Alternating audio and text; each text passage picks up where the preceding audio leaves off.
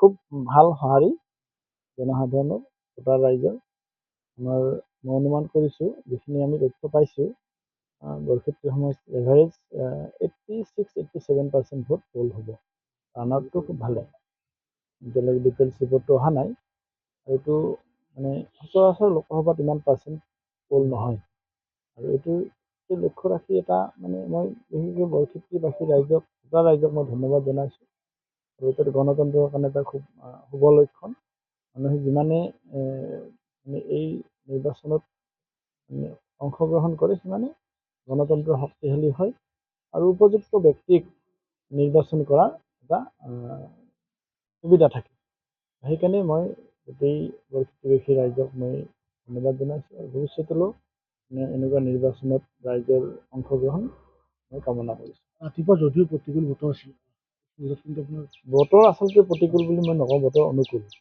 কাৰণ যোৱা কেইটা দিন যিমান গৰম আছিল, অকণমান বৰষুণে বাধা দিলেও গোটেই বতৰটো এয়াৰ কণ্ডিশ্যন বতৰ এটা প্ৰকৃতিয়ে এইবাৰ আমাৰ ভোটাৰ ৰাইজক দিলে আজিৰ দিনটোৰ অন্তত।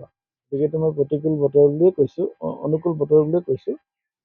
প্ৰথম অৱস্থাত ৰাতিপুৱা অকণমান বৰষুণ আছিলে, কিন্তু বৰষুণ ইমান ডাঙৰ বৰষুণ নহয়। মানুহে বৰষুণকো নেওচি ভোট দিবলৈ আহিছে। তো আমাৰ মোদী ডাঙৰীয়াৰ সুশাসনৰ এইটো এটা চিন।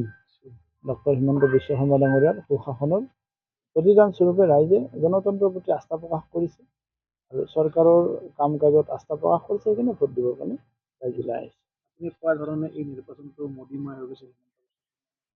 মই কোৱা ধৰণে, ৰাইজে কোৱা ধৰণে, আমি ৰাইজে যিখিনি সঁহাৰি দেখুৱাইছে সেইখিনিয়ে ব্যক্ত কৰিছোঁ।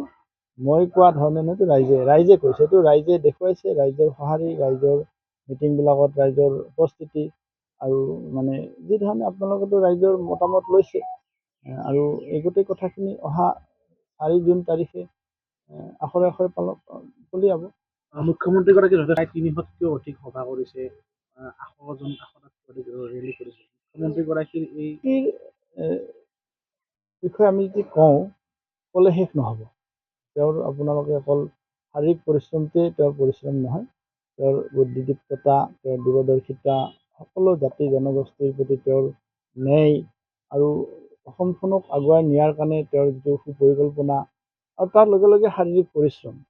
আৰু তেওঁৰ পৰিশ্ৰমৰ কাৰণে আমাৰ গোটেই অসমৰ বিজেপিৰ যিমান কাৰ্যকৰ্তা আচলতে মানে দুগুণ উৎসাহেৰে, শক্তি বেছি উৎসাহেৰে নিৰ্বাচনটো জঁপিয়াই পৰিছে। আৰু নিৰ্বাচন বুলি কোৱাৰ লগে লগে এইটো আমাৰ নিৰ্বাচনটো ঠিক আমাৰ গোটেই প্ৰচেছটো নিৰ্বাচন কেন্দ্ৰিক, যদিও আমাৰ নিৰ্বাচনটোতো আমাৰ ৰাজ্য চৰকাৰ আৰু অসম চৰকাৰো আমাৰ কেন্দ্ৰীয় চৰকাৰ, মোদী ডাঙৰীয়া আৰু হিমন্ত বিশ্ব শৰ্মা ডাঙৰীয়াৰ যি কাম কাজ, সেই কাম কাজে আমাৰ নিৰ্বাচনটো আগুৱাই লৈ গৈছে। আৰু আমি খালি এই যোৱা এমাহ নিৰ্বাচনী উৎসৱে পালন কৰিছোঁ।